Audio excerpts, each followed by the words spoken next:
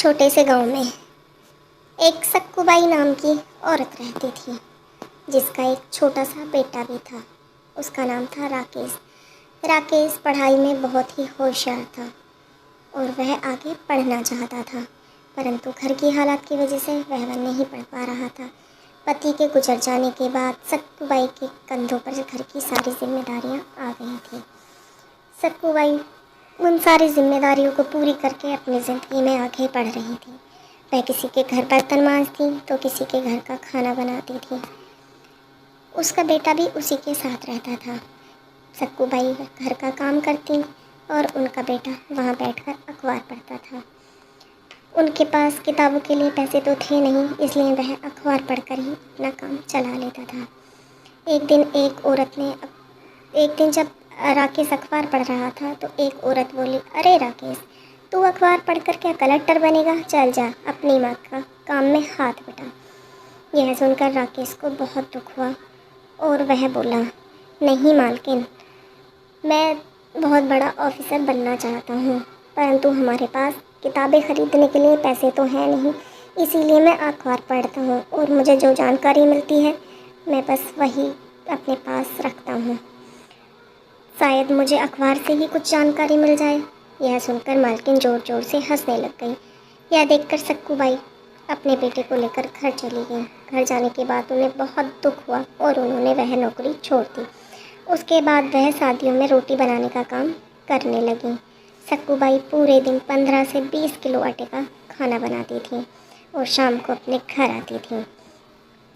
फिर वह सुबह उठकर जल्दी जल्दी अपना काम करती थी। राकेश भी सुबह उठकर अपनी माँ का हाथ पटाता था और फिर पढ़ने बैठ जाता था। सक्कूबाई सुबह 3 बजे उठकर अपने घर का काम करती थी।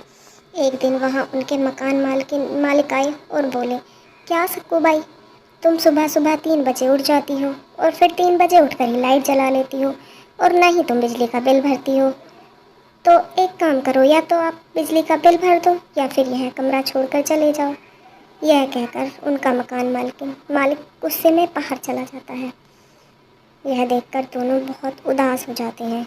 उस दिन के बाद से राकेश अपनी पढ़ाई लालटेन जलाकर ही करने लगता है और सक्कूबाई भी अपने घर के कामकाज लालटेन के द्वारा ही करने लगते हैं।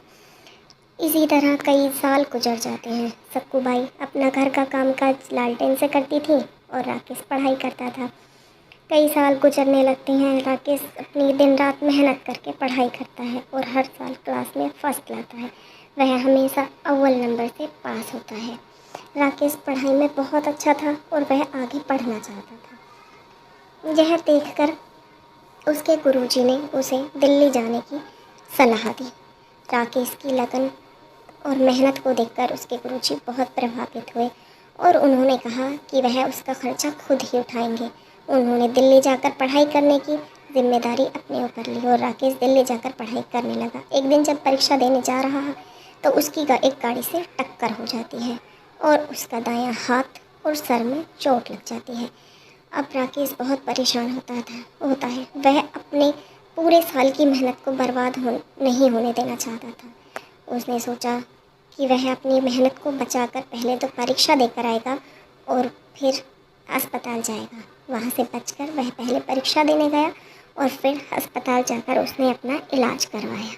अस्पताल जाकर इलाज करवाने के बाद वह अपना इंटरव्यू देकर आया। इंटरव्यू अच्छे से हो जाने के बाद वह इंटरव्यू देकर अपने घर लौट आता है। इसी तरह कुछ दिन गुजर जाते हैं। कुछ दिन गुजर जाने के बाद एक दिन उसकी माँ बाजार जाती है और बाजार से एक अखबार लाती है। उस अखबार को लाकर वह राकेश से बोलती हैं कि अरे राकेश, ले मैं अखबार लेकर आई हूँ, आज तेरा रिज़ल्ट आने वाला है ना, तो देख तो तेरा रिज़ल्ट आया है कि नहीं आया है। राकेश अखबार देखता है और बोलता है, हाँ माँ, मुझे भी रिज़ल्ट देखना है। अखबार को देखकर राकेश की खुशी का कोई ठिकाना नहीं रहता। वह खुशी से चिल्लाने लगता है, अरे माँ, मेरा रिज़ल्ट आ गया माँ, मैं पास हो गया, मैं बहुत बड़ा ऑफिसर बन गया माँ, मैं बहुत बड़ा ऑफिसर बन गया। यह सुनकर उसकी माँ बहुत खुश होती है और दोनों एक दूसरे के गले लग जाते हैं। दोनों की आंखों में आंसू थे, उन दोनों की आंखें भर आई थी। खुशियों के वजह से उनकी आंखों में आंसू आने लगे थे।